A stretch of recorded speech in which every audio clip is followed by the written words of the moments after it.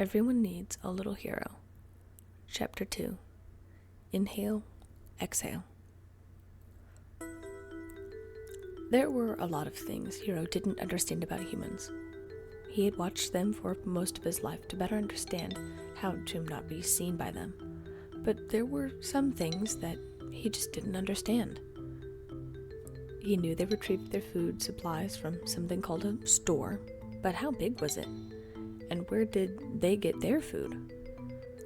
The little boxes they played with were called phones, and they had to make sure to be careful since those could take pictures, moments frozen in time. Those were dangerous, if not more dangerous, than being caught. But, of all the things, there was one instance he observed once when going out with his older sister, Callie. There was a family on one of the floors with a son. The boy was younger than Hero, but it couldn't be by too much, 5 years at most. Sometimes the boy would get excited when the family played together. It didn't seem to matter what the game was. Cards, board games, videos, and action figures all seemed to help bring whatever this thing was. The boy, whose name was Sam, would start coughing, which would turn into wheezing. When Sam started either of these things, his parents would coax him into calming down and breathing deeply.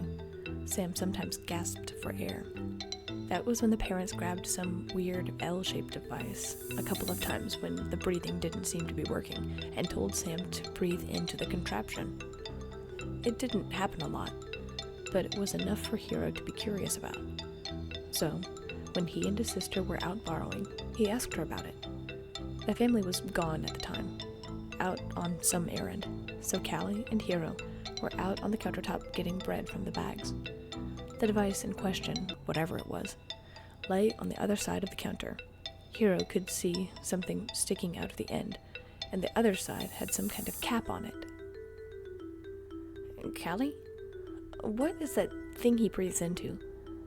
Callie stopped untwisting the paper and metal tie at the end of the bag and glanced at it. That? I'm not really sure, but I think it's called an inhaler, Callie replied as she finished untwisting the tie and opened the end of the bag. Hero stared at the inhaler absent-mindedly, noting the cartoon sticker of faded red, white, and blue on the back of it. Oh, noted Hero, now becoming more curious. And he needs it? I mean, what does it do? I don't know. Why do you want to know? Asked Callie, finally managing to get part of the crumbled corner free inconspicuously and wrestling it from the rest of the loaf. Get over here and open your bag. Hero stepped over and opened the pack on his back. The young borrower knew pressing his sister would only lead to her asking more questions, and he couldn't have her doing that. Instead, he shrugged. Just curious, he muttered in reply. His family didn't know that he had snuck out that night and, thankfully, didn't know he may have been seen by that older woman about a week ago. They didn't know about his so-called secret life of being a hero, and that's how he wanted it. The shrug seemed to pacify Callie, but she was very intuitive and, like their parents, seemed to just know things. Hero elected to help in silence for the rest of their borrowing trip and helped his mother and father with dinner so Callie would go about her business. It wasn't until after dinner and when Hero was tucked snugly in his bed staring up at the tiny dots of light cast by the covered Christmas light in the corner of his room that he let his mind wander. I want to help, but how can I? Sam already seems to be well taken care of by his parents. I know he has a hard time breathing. I don't think me breathing can help him. His parents aren't that far away usually. Should I just wait? See if he needs something else? Hero heard the floorboards creaking just above him. They're home. Another late night. Where'd they go this time? There were loud, crashing sounds followed by muffled shouts. The nerves in his middle sparked nervously. He pulled the quilt he slept under and nestled further down into it. The shouting was unnerving, even if it wasn't at him. The couple above eventually quieted down and Hero drifted off to sleep, hoping that he could go help out Sam if he could. Hero snuck back twice a day for the next week to pick up on the habits of the family. He used the excuse that he was practicing climbing in the walls with his hooks, which was believable. Hero hated the thought of lying to his family, but he couldn't think of a rational way to explain his desire to watch one particular family so close for no particular borrowing. There were several things Hero noted immediately upon his reconnaissance missions. Both parents worked, and Sam was either at a care place or there was another human called a sitter. This sitter played with Sam and took care of various needs, just like when his parents asked him to watch Winnie. The parents were far more attentive to Sam's needs than the sitter, and Hero started to notice different cues right before Sam started breathing weird. Sam didn't have to use that little device called an inhaler, but the wheezing still sounded scary.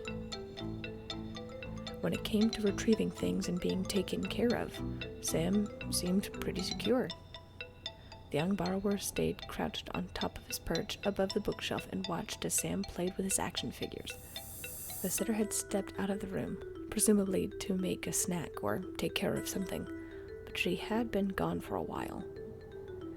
Hero was getting ready to leave when he watched Sam stand up and turn his eyes to the bookshelf. His heart leapt in his throat, and he thought for a split second he was spotted. He threw himself onto the top, but a few seconds later, Hero heard rustling of some books a few shelves below him. The bookshelf swayed slightly until Sam presumably stepped away.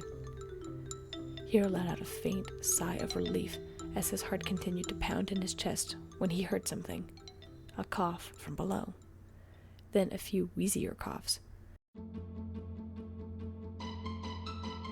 Hero knew the sound and dared to glance over the edge. By the looks of it, Sam was holding a book from one of the upper shelves. He must have climbed up to reach it. The other thing Hero noticed was the little puff of dust looming in the air and Sam beginning to cough. Hero held his breath, wondering if the sitter would come into the room at the sound of Sam's coughs. He was wheezing now. The aspiring hero was caught between a rock and a hard place. It was midday. There was a human obviously there. His options were limited in what he could do, but he had to do something. Looking at Sam, he was starting to wheeze harder, a look of panic settling in his eyes. Hero glanced around the room wildly, eyes seeking out the small device called an inhaler. Could that do something? There! Sam was now sitting on the ground while the inhaler was on the bedside table. Hero shoved his hook into the bookshelf and, using his paper clips as a grip and brake, hurriedly slid down the line until he reached the ground with a rough thud. Hero felt his heart accelerating in his chest as he sprinted across the floor by the baseboards until he reached the table. He spun the next hook at his hip around and around like a helicopter propeller until finally releasing. The metal piece arced through the air and embedded itself in one of the ajar drawers. Hero caught a glimpse of Sam out of the corner of his eye to see Sam searching the ground frantically, presumably for the thing Hero had already found. Just as Hero reached the top, a realization hit him. He was probably going to be seen. It wasn't like the last time where he might have been seen. Don't think about that. Sam needs your help. Hero pulled himself up the line, hoisted his leg over the edge, and stood shakily on the drawer. Sure enough, there was the inhaler, but there was no way he could move it on his own. But perhaps he could get the boy's attention. Hero turned around to see Sam, though something was going wrong quickly. His lips and cheeks were pale. His breathing was coming in gasps. Panicking, Hero did the only thing that he could think of. "Sam!" Hero shouted at the top of his lungs. "It's over here! Sam!" Hero wasn't sure what possessed him, nor was he sure why he lingered for that half a moment for Sam's eyes to lock onto his. Hero had heard from other borrowers who immigrated from other places what it was like being seen. This was much worse. Every hair on his body stood on end. His breath refused to leave his lungs. His heart pounded painfully in his chest, faster and faster, the longer the moment lasted. Even his feet refused to move until he remembered what the pro-hero told the green-haired boy. Their bodies moved on their own. I can't let this stop me. Hero pulled his mind free and, while he was still trembling, managed to start pushing the inhaler closer to the edge of the table. Sam seemed to notice and was equally stunned. In a moment, he lunged forward. Hero let out an involuntary squeak and fell backwards. Sam's grasping fingers nearly brushed him and, instead, desperately seized the inhaler. Sam ripped off the end and held the inhaler up, squeezing it and breathing in. Hero couldn't help but imagine himself in the crushing grip, but he couldn't do anything about it now. Summoning all of his courage, Hero stood slowly and forced a reassuring smile. That's right. Deep breaths. You're going to be okay. Hero mimicked the words used by Sam's parents. A solid minute passed as Hero watched whatever the inhaler did work its strange magic. The color returned to the human boy's cheeks, and his breath was no longer wheezing. The emergency of Sam's breathing had come to an end. The bigger emergency of Hero being seen and standing out in the open was another matter entirely, and it became apparent when Sam turned his eyes onto Hero. Sam didn't have a chance to say anything though, as the sitter was now beginning to call out his name and asking him if everything was all right.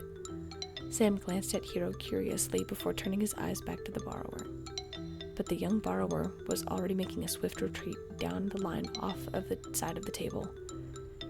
He was undeniably seen, and he had technically spoken to a human. The last thing he needed was to get himself caught. Unfortunately, Sam was perceptive and crouched to watch Hero descend the line.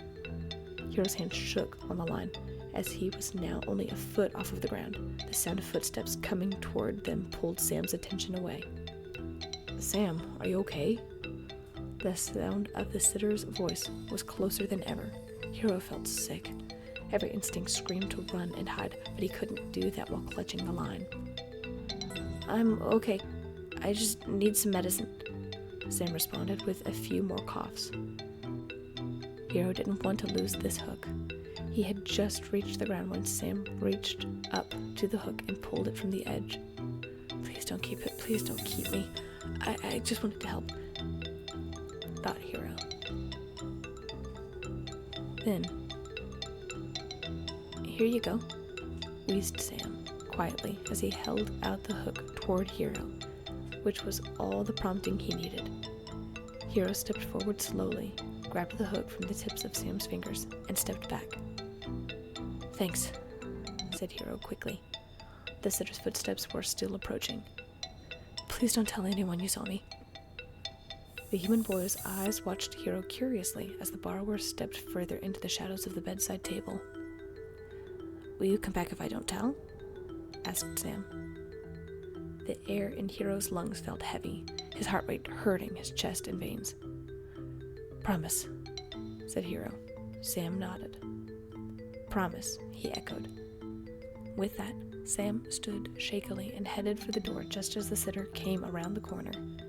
The sitter, seeing Sam's condition, began asking him 1,000 questions, and Sam answered them all. In the meantime, poor Hero took a moment to shake his nerves. He had just spoken to a human and, thankfully, had been let go.